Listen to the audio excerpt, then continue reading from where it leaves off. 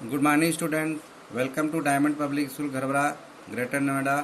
Online HD class में आप में कक्षा 8 की हिंदी कनिका का अध्ययन करने चल रहे हैं।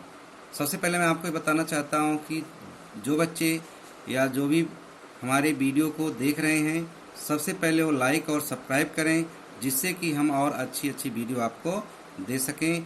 तो हम पाठ 1 का अध्ययन करने चल रहे हैं।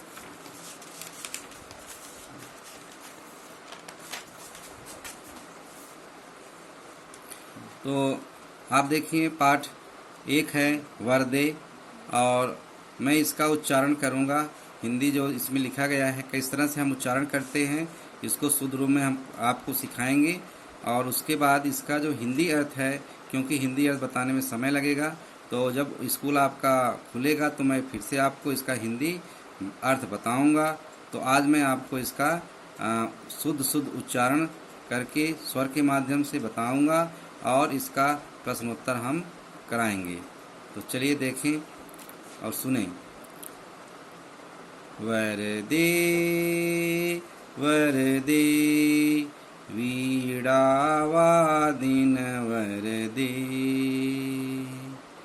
प्रिय स्वतंत्र रव अमृत मंत्र नव भारत में भर दे। वरदे वरदे वीणावादिन वरदे,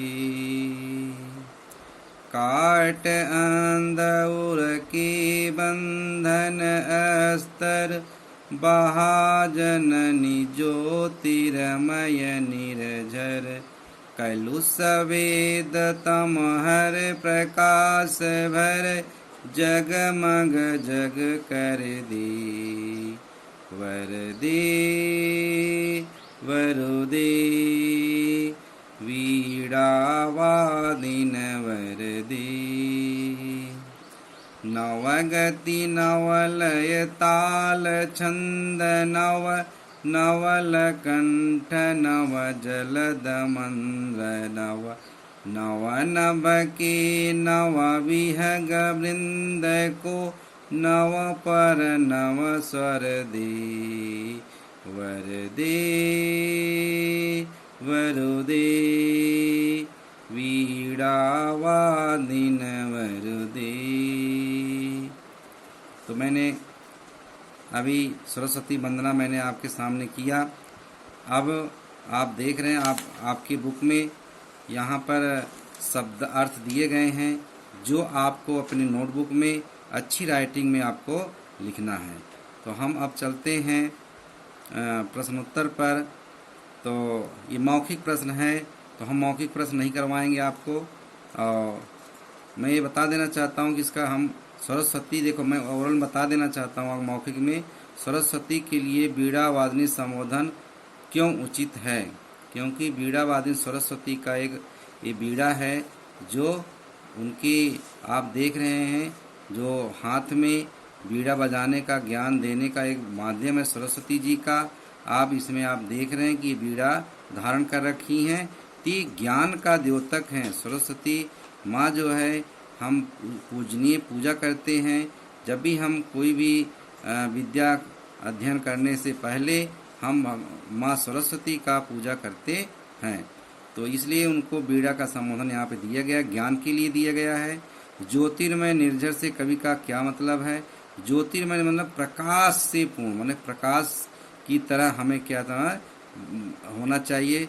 और इस कविता का संदेश क्या है। इस कविता का संदेश देता है कि हम ईश्वर के माध्यम से हमें जो ज्ञान मिलता है, सबसे पहला जो है यहाँ पे इस कविता में ये बताया गया है कि हमें ये संदेश देता है कविता के माध्यम से कि ज्ञान ही सबसे बड़ी निधि है। क्यों, ज्ञान के माध्यम से हमें सब कुछ प्राप्त होता है।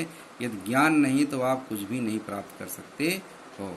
चलो हम अब लिखित में चलते हैं। जो प्रश्नोत्तर है लिखित का आप देखेंगे लिखित में। तो यहाँ पे आप देखेंगे दिया गया सही उत्तर के सामने सही का निशान लगाओ। तो इसमें निशान लगाना है, कब किसके वरदान मांग रहा है। कब किससे वरदान मांग रहा है। कब देखो देवी लक्ष्मी जी की नहीं है, मैंने अभी अभी आपको बताया देवी सरस्वती से वंदना या कभी वरदान मांग रहा है, तो इस पर आप टिक लगाएंगे। तो मैं टिक लगा दिया।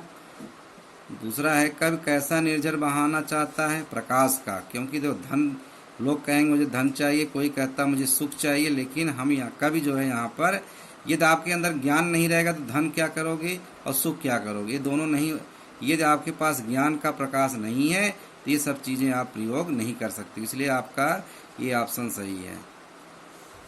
तीसरे में अंतिम बंध में नव शब्द कितनी बार आया है, तो मैं आपको, आप स्वयं कविता को पढ़ें और उसमें आप देखें कि नव शब्द कितनी बार आया है। तो आप देखो 6 बार दिया गया, 8 बार दिया गया, 10 बार, तो आपका ये ऑप्शन अब जो दिया गया विकल्प में 8 बार सही है। अब यहाँ पे है कि लघु उत्तरीय प्रश्न, ये लिखित रूप में देखो, वो मौखिक था इसलिए उसे नहीं लिखाया जाएगा, ये लिखित है इसलिए मैंने लिखित को यहाँ पे भरा है। तो आप देखिए कवि भारत में क्या भर देने की प्रार्थना कर रहा है, तो कवि क्या है, प्रिय अमृत वाणी, एक शब्दों में लिखना है। ख कब क्या काट देने की इच्छा रखता है, हृदय के अंधकार रूपी बंधन को काटने को कह रहा है। कवि क्या काट देने की इच्छा रखता है, कवि जो है हृदय के अंदर रूप माने अंधकार रूपी बंधन को काटने को की इच्छा